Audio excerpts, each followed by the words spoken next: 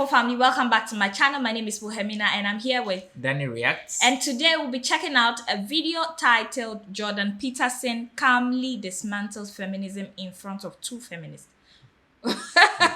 It sounds interesting, guys, and I can't wait to see the content of this video. So if you're ready, then let's see this video together. Sure. Jordan Peterson calmly dismantles feminism in front of two feminists. One of our guests of the day, the other one today, is a man you may recognise, or maybe you don't. Jordan Peterson has achieved that rare feat, becoming a global superstar academic. So how did he become so well known? He first came to national prominence in Canada in 2016 in a debate about new laws on gender identity. Bill C-16 made it an offence to refuse to call someone by their chosen gender pronoun. Jordan Peterson argued that this would infringe free speech, while some supporters of the bill said he was advocating prejudice. From there, his YouTube star took off, and he has now over 1 million subscribers. And his videos, where he talks everything from identity politics, which we've touched on, to the Bible, to Disney movies, have been viewed over 150 million times. Gosh, that's about the same number of viewers we have on this programme.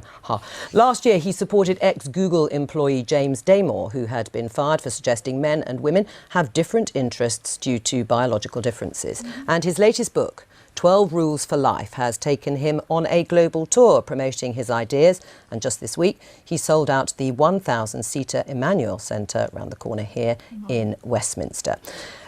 So Jordan, you've done endless interviews. You've been publicising your book, and they generated plenty of heated debate. No, I actually sold out the Apollo. It had 5,000 seats. All right, stop boasting. Do you think, though, because of the heat that has been generated, that your views have been misrepresented at times? Oh, definitely, but that's, you know, that's part and parcel of the process. I did take a very forceful stance, let's say, against some of the excesses of the radical left-wingers, and it's in their best interest to paint me as somehow a figure of the extreme right, because then I don't have to be contended with. But, I mean, it's easy for people's views to be oversimplified in a very large public debate. I mean, in terms of some of the issues, I mean, you say you've been painted as an extreme right-winger. No, some people have tried that. Not very successfully, but they've tried it. And you came to prominence in part over your opposition to this law that we just talked about in Canada, proposing the use of preferred pronouns for transgender people. Just for clarity... Mandating them. Yeah. Right. Saying that you should do it. No, that you had to do it. Right, you had to do it by law. But just for clarity, do you think a trans woman is a real woman? I don't really like the way those questions are formulated. You know, I don't know what that means. What do you mean a real woman? Well, I'm asking you, in your mind, you know, it depends what you think a real woman is, but do you think a trans woman is a woman? No. No. Why not? Because I think that women are capable, generally speaking, of having babies, and they have female genitalia, and they have an XX chromosome, and I think the biological markers are relevant. Doesn't necessarily mean that I don't think that people should be treated with respect and dignity if they happen not to fit easily into a gender category. That's a different issue. Right. But it's a matter of definition. And I actually think it's a foolish argument in some sense. Because what do you mean by real? Well, I mean, you've just clarified that, though. You don't think that a trans woman is a woman. And do you think that that is what is behind or explains your opposition to this idea of a law mandating you to use a preferred pronoun, is because you don't actually believe that that's the truth, that a trans woman is a woman and therefore you can't use that pronoun? No, that's not my argument at all. Really? Yeah, really. My argument is that the government shouldn't compel voluntary speech. No, but I know what your argument is, and no, you've but made that's it very really clearly. it. No, but that's exactly it. There's but the motivation behind it. But you don't believe I wouldn't have put is everything on my online in my life to take the stance I did unless I had thought that through very deeply. And I've thought it through very deeply. There aren't hidden motivations that have to do with some arbitrary prejudice against trans people. Okay. It's pure and simply this. There's never been a time in English common law history where the government compelled speech, and the Canadian government dared to do that. And that was unacceptable. And they masked it with this show of compassion for the oppressed, and I don't buy it. Right, but you would, as I think you said, at an individual level, if somebody asked you, if somebody asked you to use a particular pronoun, you would do so. Well, I have. You have? Right, yes. fine. Yes. Let's talk about feminism. Are you a feminist? No, not as it's currently defined, certainly not. No, well, in any other definition? Well, I think that anybody who doesn't think that the competitive landscape should be opened up for equality of opportunity is not thinking. And so everyone's interests are better served if people have as equal access to opportunity to display their talents and to manifest their talents in the world as possible. So in that sense, certainly. But feminism now, as far, and this is why it's so deeply unpopular, a very small minority of women in the UK identify as feminists.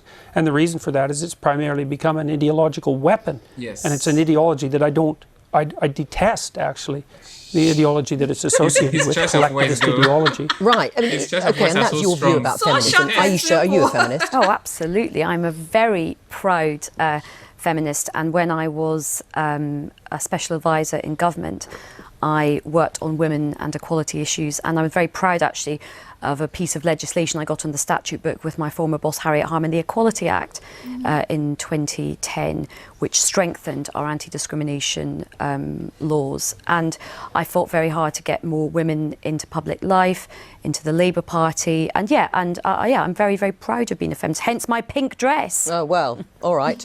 Obviously reverting to type then in the pink dress. Absolutely, well. You would like men to regain or reclaim their strength physically, mentally and morally. Is that broadly correct?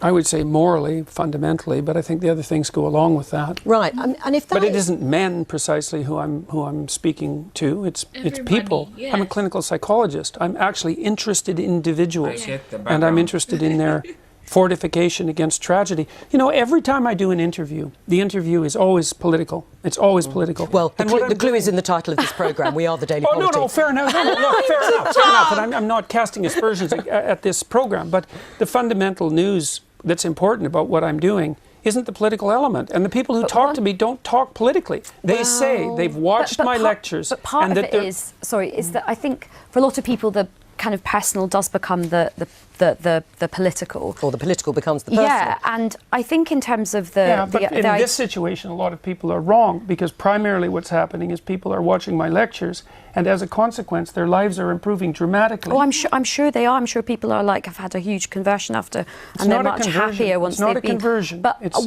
what I would to- like to do is kind of almost. I think at the moment the discussion about feminism is very divisive, and sometimes it can sort of be like, okay, men have to lose and women have to gain. Actually, everybody has a lot to gain by greater equality. Now, whether you get the equality of outcome that you want, I think only time will tell. But certainly, equality of opportunity is very important. And actually, we can agree on that. a lot of men would benefit from that. So I think a lot of men are having a lot of crises at the moment in terms of mental health, suicide issues, their own sense of identity, because I think some of the stereotypes put on men are quite limiting for them as well. I think they make men quite unhappy as well. The devil's in the details with regards to equality, because I'm an advocate of equality of opportunity. But And I think outcomes. Outcomes, that's an appalling doctrine. Why? All right, well, hang on. Because you have to produce an unbelievably potent bureaucracy to make the ever greater and ever finer distinctions that are necessary to enforce equality of outcome. How many group differences are you going to equalize across?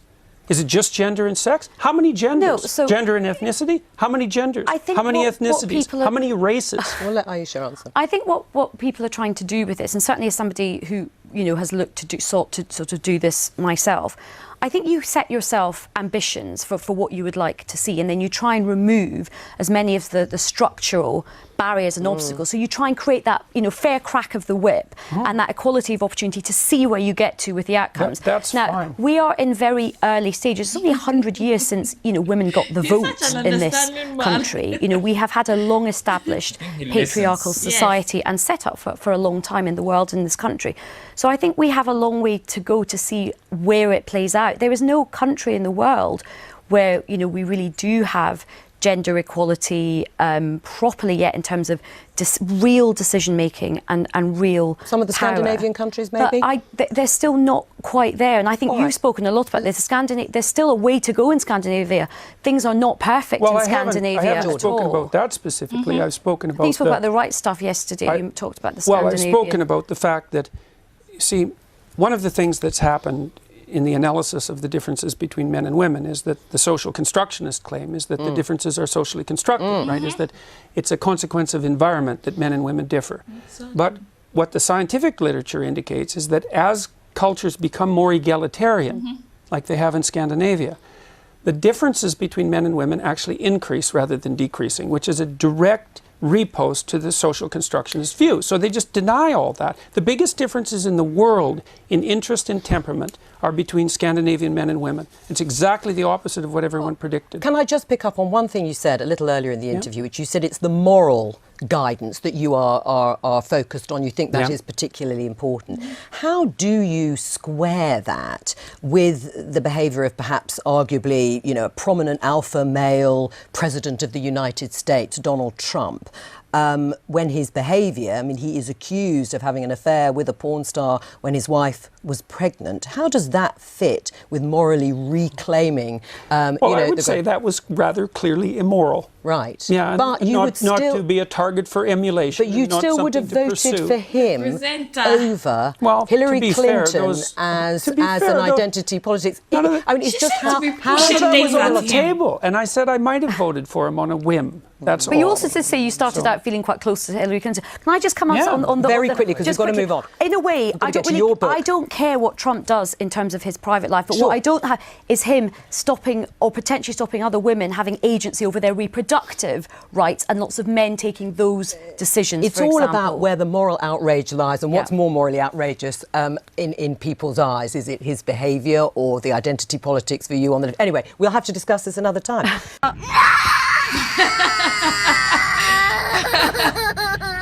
Jace, what do you think?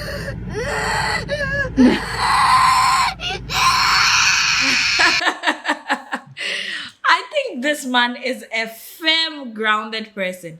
And he already has a mentality about what people think about him. So if he's coming on your show, he's not intimidated by what you are going to say. Not at all. Because in his mind, this is what I stand for. Because you know, there are a couple of times that people go on interviews, and once they after the show, they end up being influenced by the kind of things. There were a lot of things that were being pushed at him. And they weren't true. And I love the fact that immediately the presenter says something and he knows it isn't true, he will immediately correct you. He wouldn't even allow you to lie. He just correct you. That leads us to the point that that leads us to the fact that he really pays attention. He listens and then he responds accordingly, so that you will not misquote him. Rather, you all be on the same path, with him still grounded on whatever decisions or whatever concept or whatever influence is trying to push. He being a feminist, if we are talking about a feminist, when it started from those times, we all know that feminism was actually seeking equal rights for everybody. Exactly. But nowadays, people have actually turned it into a weapon against men. Yes. And you know that this is humanity. If I, for example, if I'm a lady, you're a gentleman, we are both entering a bus, and then there's a seat. There's a seat, and then I am pregnant because I'm a woman, and then I am pregnant. You can offer me your seat to sit down because you feel like I am pregnant. You can stand. Exactly. Yes. And then if possibly we are both entering the bank together, and then I don't have anything with me, but you have a lot of luggages in your hands, I should be able to open the door for you as a woman, because it is right for me to open the door for you when you need my help, and not because even when you have luggages, you still have to open the door for me as a woman. You see, this whole argument is that's why I side with him in most of the things he's saying. Is kind of trying to weaken or threaten out the life of the boy child, because now every attention is becoming like an agenda that is targeted at leaving out the boy child. More attention are being paid to female children over the boy child, which is not a very good thing. And I like the fact that he's trying to push through and let people come clear with this feminism agenda, that it's not supposed to be a destructive weapon, but it's just supposed to seek equality. It's also supposed to create bigger and better opportunity for females out there, not to push the other gender or to push the other human down. No, that is not the Exactly, point. because we all have the same blood flowing through us. Yes. And we all say that if men can do, women can do better. Yes. I feel like if men can do, women can also do it. Yes. And we just have to know our place, that men and women can never be the same. We all have our unique qualities as separate genders. So you have your place and then a man has his place. But at least if there's a job opportunity, I shouldn't be employed because of what I would have to offer my boss before I get employed. Or if the boss is a female, it shouldn't be because she's being attracted to you because you're a male before you're being offered the job. If the two of us are present our CVs to be employed, they should be able to look at our qualifications and then what we are bringing on board and weigh those options to see who qualifies for the job and then who doesn't qualify before deciding on who to employ and who not to employ. Yes, and even far from the kind of sexual exploitation, I also think that mostly, she's a woman, why don't we consider the lady? Because women have lesser opportunities. That is what I think Jordan Peterson is really, really advocating against. That we all have to be given equal opportunities. Not because you're a woman, so let's lift women. That has been the agenda, and now the boy child is committing suicide backstage. Exactly. That is not the point. That is not how it's supposed to be. And you see, in even most of our societies, when you talk about suicide and all that, the men are actually going through depression. They are going through a lot. But it's only women that most of the times are able to come out openly to say that this is what I am going through. And once they come out to talk about it, the law will definitely stand behind them and then fight for them. But what happens to the men? The boy child is always suffering. And it's a sad reality that the boy child is being silenced along the line. That is why Jordan Peterson is very, very key not to promote the toxic agenda or the demonic agenda that the people are trying to push into the whole feminism thing, because it's supposed to be fair and firm, not toxic. Yes, exactly. So I truly side with. This is my first time checking out Jordan Peterson. I'm really, really impressed with his submission so far. Yes. Yeah, so guys, we really enjoyed watching Jordan Peterson dismantle feminism in front of two feminists. And we're very sure that the presenter is also a feminist. Nice. She's a feminist. You can clearly tell. I'm just not excited for the fact that she kept interrupting him. I know that this is a show and then they had time to speak. But it felt like she had an agenda against the man. So anything he wants to say, she would rather want him to accept whatever she is putting before him. That this is what I said you are. So you have to accept that this is who you are. Not allowing the man to explain his part well. Well, I think she was trying to put him in a box, kind of. Put him in a box and also trying to do her work as a journalist to bring out the best. Well, and I'm just excited that Jordan Peterson actually knows what he's doing and he was firm on his stance. Not being influenced or pushed around. No. He really knows what he's doing. Exactly. And that is the beauty of it. And it even looked like he was able to even convince the other woman when it comes to his ideology about being equal, being on the same level. Because from the way the woman was talking, it just felt like Jordan Peterson had a way of letting her know that it's not just about women, it's about the both of us. So guys, we really enjoyed watching Jordan Peterson calmly dismantles feminism in front of two feminists, and we're very sure that you enjoyed watching this video yourself. So don't forget to give us a thumbs up, share the video with your friends, subscribe to our channel to join our amazing family, and please recommend other Jordan Peterson videos that you'd want us to check out. And leave your opinions. What do you think about this whole feminism thing? Or which side do you think? Do you think he's right or the ladies were right? Whatever you want to say, just leave it in the comment section for us and we'll get interactive from there. Until next time, I am Wil Sway. I'm Danny Reacts. Your number one music freak. See you. Bye.